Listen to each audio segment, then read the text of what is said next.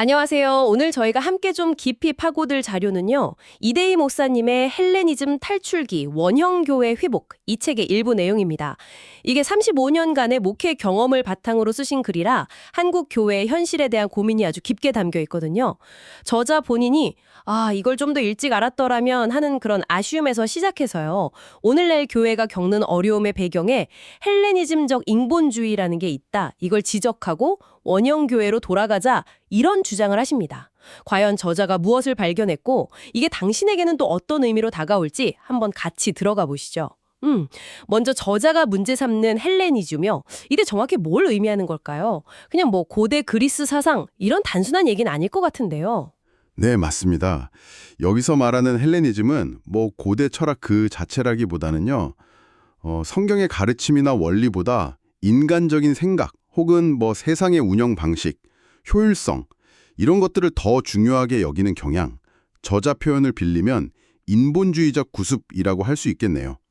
바로 이런 사고방식이 교회 운영이나 성도들 삶에 깊숙이 스며들어서 교회의 본질적인 힘을 좀 약화시킨다 이런 진단인 거죠. 인본주의적 구습이 교회의 본질을 흐린다. 그렇군요. 그럼 저자가 강조하는 교회의 본질, 그러니까 주님의 몸된 공동체라는 건 구체적으로 어떤 모습일까요? 그냥 신자들이 모이는 거랑은 좀 다른 차원의 이야기인가요? 네, 네. 아주 중요한 포인트인데요.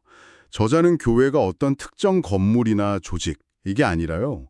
그리스도를 머리로 한 유기적인 생명체, 다시 말해 성도들 한 사람 한 사람이 바로 교회라고 강조합니다.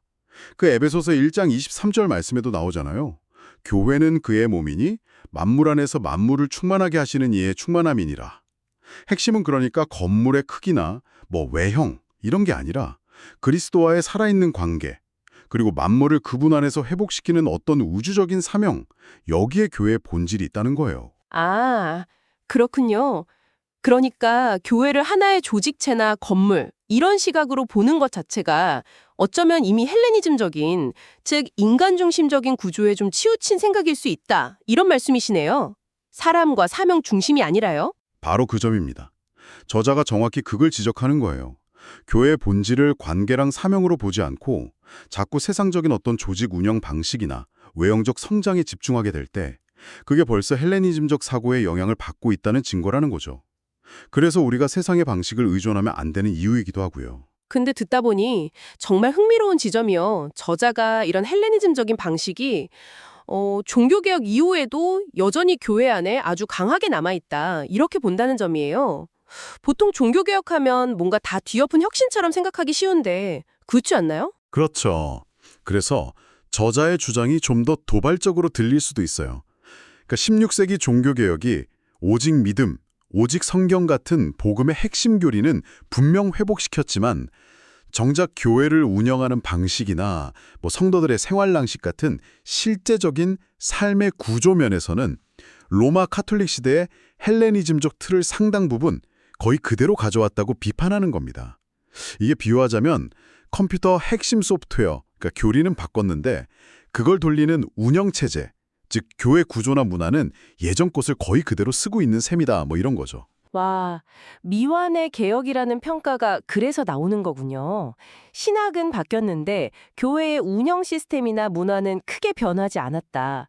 결국 복음을 믿는 것과 그 복음대로 살아가는 공동체의 모습 사이에 어떤 간극이 여기서부터 생겼다. 이렇게 보시는 거네요. 네, 맞습니다. 저자는 바로 그 지점에서 오늘날 교회가 겪는 많은 문제들의 뿌리를 찾는 것 같아요. 믿음의 내용하고 삶의 방식 사이의 이 불일치, 이것이 교회의 영향력을 약화시키고 세상을 변화시키는 동력을 잃게 만들었다는 그런 진단인 거죠. 그렇다면 이 모든 논의가 오늘날 당신에게 던지는 질문은 뭘까요? 단순히 그냥 과거 역사적 사실을 아는 걸 넘어서 저자가 궁극적으로 우리에게 촉구하는 바는 무엇일까요? 핵심은 역시 교회를 온전하게 세우는 것에 대한 아주 근본적인 성찰을 요구하는 것 같아요. 그러니까 우리가 믿는 내용뿐만 아니라 그 믿음을 살아내는 방식 있잖아요. 예를 들면 교회 공동체의 실제 모습이라든지 의사결정 구조, 성도들끼리 관계 맺는 방식, 또 세상을 대하는 태도 같은 것들. 이런 것들이 과연 얼마나 성경적인 원리에 충실한가 이걸 묻는 거죠. 교회 안에 있는 그런 인본주의적 관행들을 좀 과감히 벗어던지고 복음의 능력이 우리의 삶과 공동체 운영 방식 속에서 실제로 나타나야 한다. 이런 강력한 촉구라고 봅니다. 결국에는 교회의 머리는 그리스도이시고 우리는 그분의 몸으로서 유기적으로 연결되어서 사명을 감당해야 하는데 혹시 우리도 모르게 세상의 성공 방식이나 효율성 논리, 인간적인 위계 질서 같은 그런 헬레니즘적 구습에 익숙해져서 본질을 놓치고 있는 건 아닌지 돌아보라는 말씀이시네요. 그렇습니다. 지금 당신이 속한 공동체나 아니면 개인의 신앙 여정을 한번 돌아볼 때 교회의 본질과 사명에 대해서 깊은 고민을 다시 시작하게 만드는 그런 글이죠. 단순히 무엇을 믿는가, 여기서 그치는 게 아니라 어떻게 살아내고 있는가, 또 어떻게 교회를 이루어가고 있는가, 이걸 점검하게 하는 것 같습니다. 네. 저자는 종교개혁조차 온전히 바꾸지 못했던 부분이 바로 이 삶의 방식과 교회 운영의 영역이었다고 지적하는데요. 그렇다면 한번 우리 스스로에게 물어볼 필요가 있겠습니다. 혹시 당신이 당연하게 여기고 있는 신앙생활의 모습이나 교회의 여러 관행 속에도 복음의 본질보다는 오랜 전통이나 아니면 세상적인 인본주의에서 비롯된 것은 없을까요?